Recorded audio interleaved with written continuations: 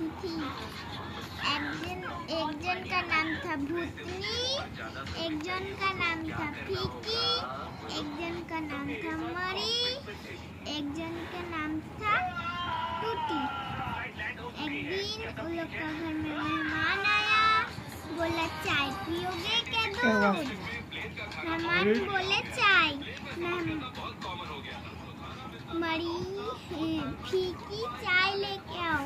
मेहमान बोले छोड़ो, मैं तो दूध ही पी लूंगी। मरी हुई भैंस की दूध लेके आओ। तो मेहमान बोले छोड़ो, मैं तो कुछ नहीं खाना। तारपर बोला जे आप चेयर पे बैठोगे क्या चटाई पे? मेहमान बोले चेयर पे। टूटी चेयर लेके आओ। छोड़ो छोड़ो, हम तो चटाई में बैठ जाएंगे। फटी चटाई लेके आओ। चलिए हम तो नीचे बैठ जाएंगे। तारपर तक ना हाय नहीं।